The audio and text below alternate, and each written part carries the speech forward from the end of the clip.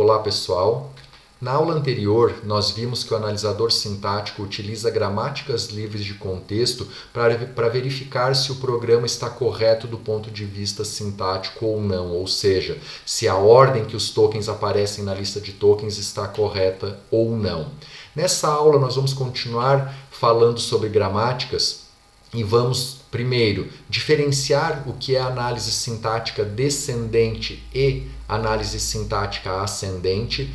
Vamos falar sobre as diferentes classes de gramáticas que permitem a construção desses dois tipos de analisador.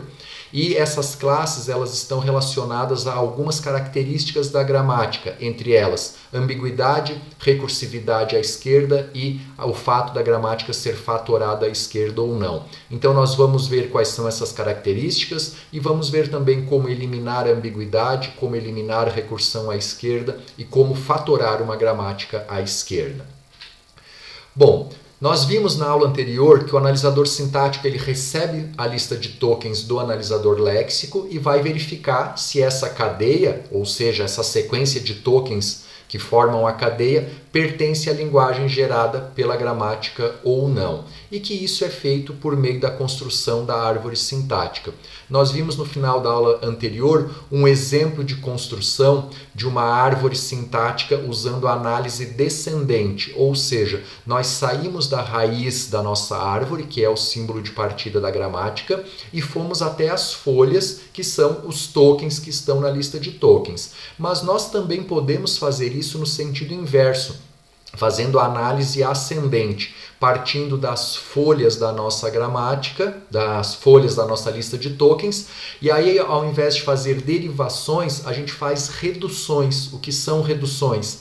É pegar o lado direito da produção e reduzir para o símbolo terminal do lado esquerdo. Então, nesse início de aula, nós vamos primeiro diferenciar essas duas formas de construir a nossa árvore sintática. Aqui nós temos a mesma gramática do vídeo anterior, a mesma cadeia, e só relembrando o nosso processo para análise sintática descendente, é aquilo que nós já vimos. Começamos com o símbolo de partida da gramática. Aí, sempre que nós temos um símbolo não terminal sendo processado, nós vamos buscar uma derivação, buscar uma produção que eu possa substituir. No caso aqui, o E vai ser um E vezes E.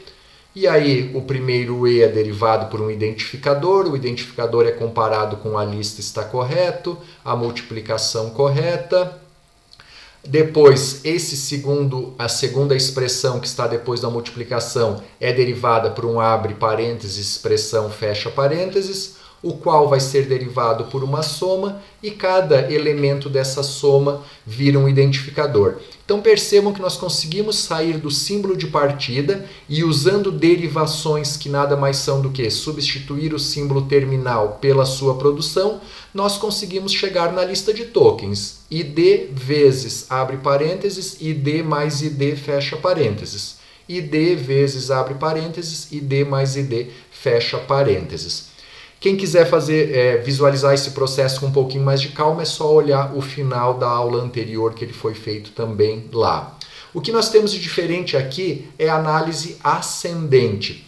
Percebam que nessa análise, ao invés de partir do símbolo de partida da gramática ou do símbolo inicial da gramática, nós estamos partindo da lista de tokens, que é a cadeia que eu quero processar. E agora, ao invés de procurar derivações, ou seja, qual é a produção que eu vou usar para substituir um não terminal, eu vou fazer reduções. O que é redução? Eu vou procurar produções em que eu tenha aqui do lado direito um símbolo terminal que aparece aqui. E aí eu vou reduzindo, ou seja, eu vou substituindo pelo não terminal correspondente. Nós vimos que um ID pode ser uma expressão. Então é a primeira coisa que eu fiz aqui. A multiplicação, por enquanto, eu não posso reduzir, porque a multiplicação ela aparece E vezes E. Eu tenho E vezes, mas eu não tenho outro E, então eu ainda não posso reduzir. Nem o abre parênteses. Agora, esse D eu posso reduzir. Ainda, E vezes abre parênteses E. E vezes abre parênteses E. Não tem nada que eu possa fazer aqui com isso. Por isso que nós vamos reduzir o último identificador por E. Agora percebam que aqui eu tenho o quê? E mais E. E mais E é uma regra que pode ser reduzida para E. Então esse é o próximo passo que nós vamos aplicar aqui. Esse E mais E virou esse E que estava aqui. Agora nós temos um abre parênteses, um E e um fecha parênteses. Abre parênteses, E, fecha parênteses, tudo isso pode ser reduzido novamente num E. Até que nós temos o que aqui? E vezes E. Tudo isso pode virar um E. E aí nós conseguimos chegar na raiz da nossa árvore, que é o nosso símbolo de partida. Então percebam que é uma forma diferente de realizar a mesma atividade. Se eu conseguir partir da lista de tokens fazendo reduções até chegar no meu símbolo de partida, quer dizer que o nosso programa está correto. Pois bem, qual é a melhor abordagem? Será que é a análise sintática ascendente ou será que é a análise sintática descendente? As duas têm as suas vantagens e desvantagens que eu vou comentar ainda no final deste vídeo. Mas antes disso, nós temos que ter em mente que, dependendo da forma que eu quero abordar, dependendo se eu quero implementar uma análise ascendente ou uma análise descendente, eu vou ter que usar classes de gramáticas diferentes. Aqui só para a gente relembrar da hierarquia de Chomsky, nós temos as gramáticas regulares, que nós vimos que são usadas lá na análise léxica, né, por meio das expressões regulares, e na análise sintática nós estamos aqui no segundo nível da hierarquia de Chomsky, que são as gramáticas livres de contexto. Só porque dentro dessas gramáticas livres de contexto, nós temos subclasses dessas gramáticas. Uma subclasse, então esse conjunto maior representa todas as nossas gramáticas livres de contexto. Uma subclasse importante são as gramáticas do tipo LR. Gramáticas do tipo LR, elas permitem que eu possa construir analisadores ascendentes. Dentro das gramáticas LR, eu tenho uma outra classe que são as gramáticas LL, que são mais restritivas ainda. E aí, com essas gramáticas, eu consigo criar analisadores descendentes.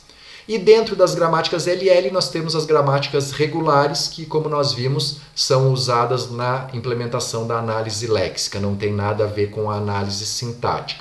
Bom, agora sabendo que para implementar um analisador ascendente eu preciso ter uma gramática LR. Para implementar um analisador descendente eu preciso ter uma gramática LL. Como é que eu sei se uma gramática tem essas características ou não? A primeira questão que nós precisamos entender é sobre ambiguidade, certo?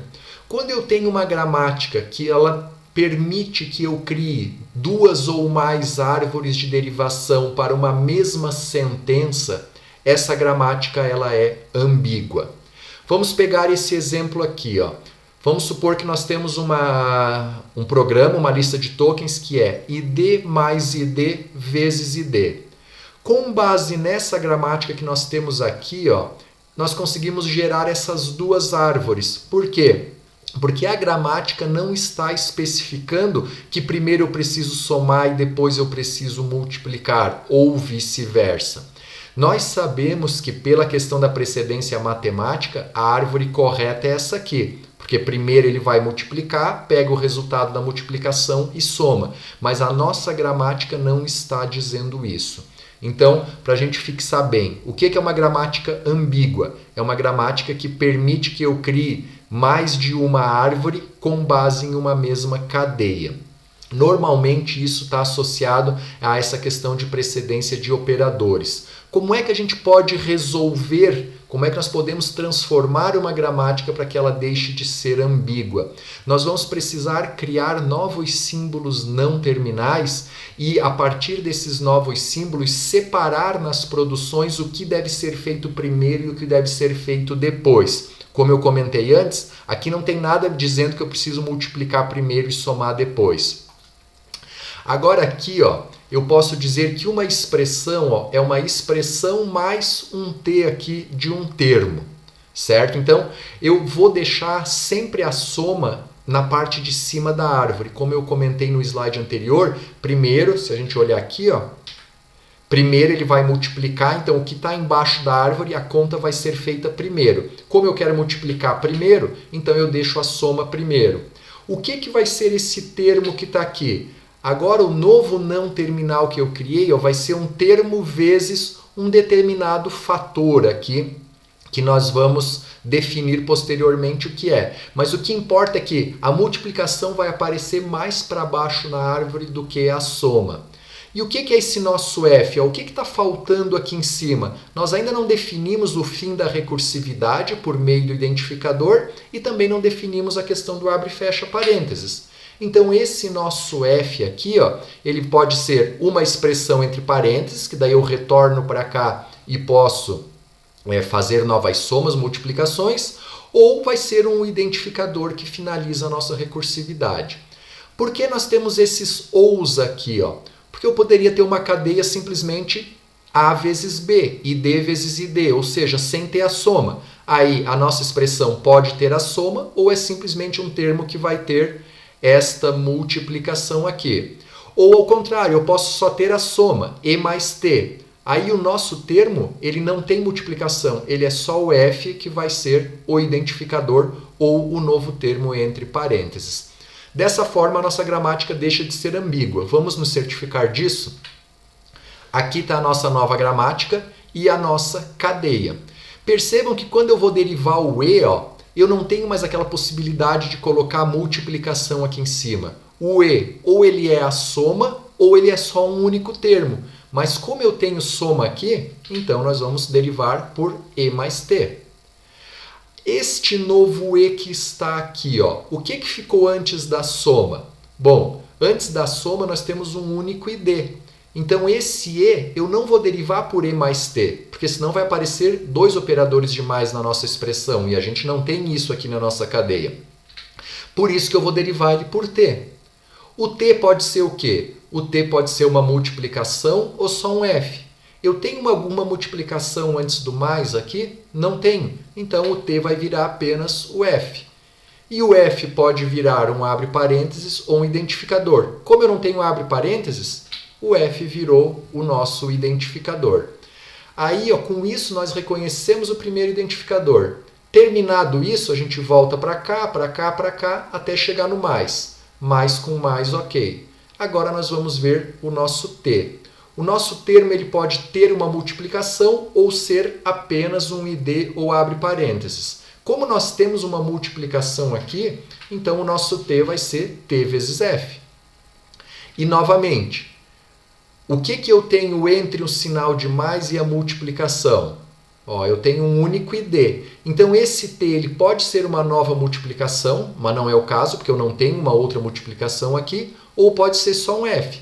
Então ele vira o F e o F automaticamente vira o nosso ID. Feito isto, comparamos o ID com o ID, voltamos, comparamos o asterisco com o asterisco.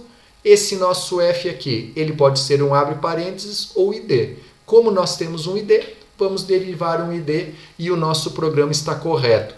Percebam que agora a gente não ficou na dúvida, ou a gente não tinha uma possibilidade de escolha entre colocar o mais ou colocar a multiplicação primeiro. A nossa gramática já nos induziu ao caminho correto, ou seja, essa gramática não é mais ambígua.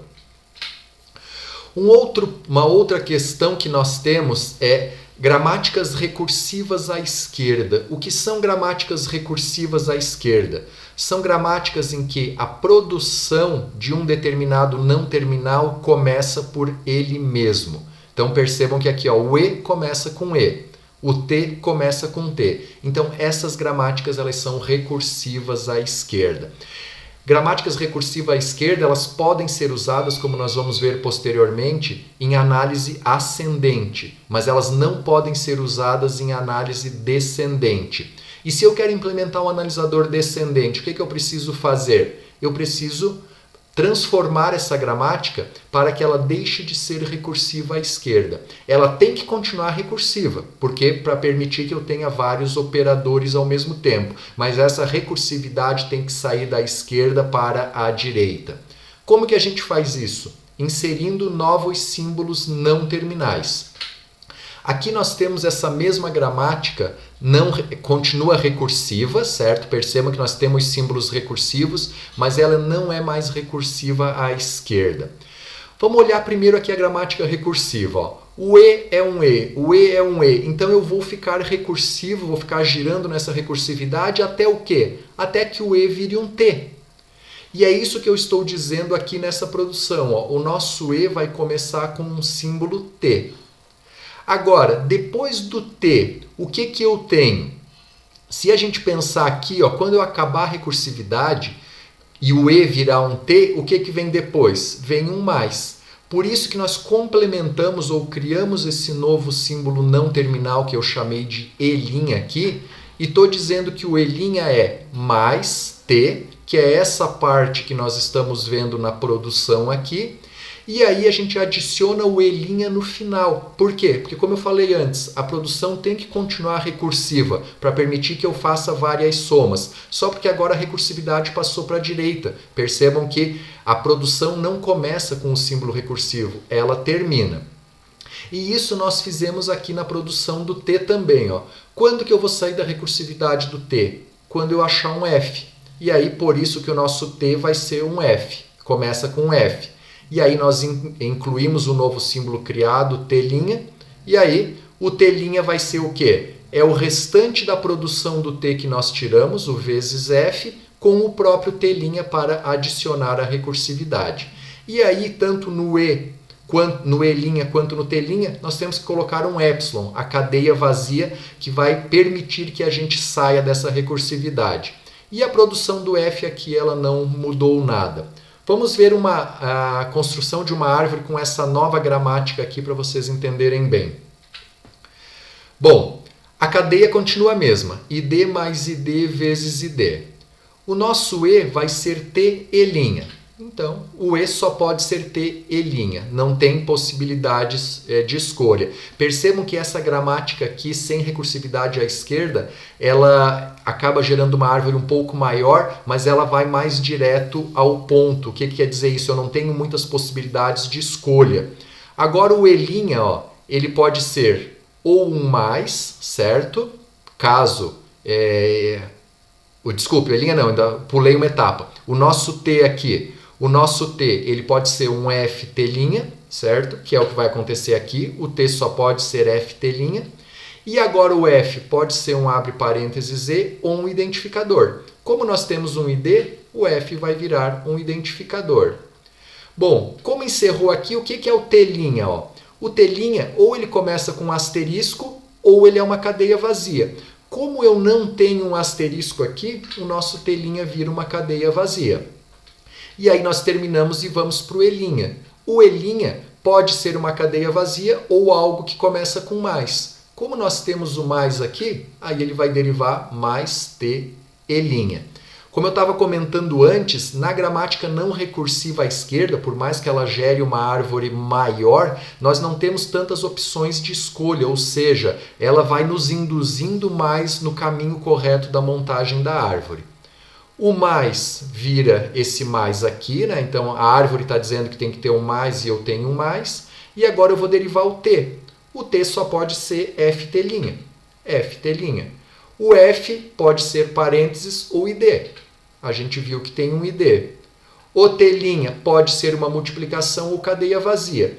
No passo anterior, o T' virou vazio, porque a gente não tinha multiplicação. Mas agora nós temos. Então esse T' vai virar asterisco Ft', ou seja, esse T' foi derivado por tudo isso aqui.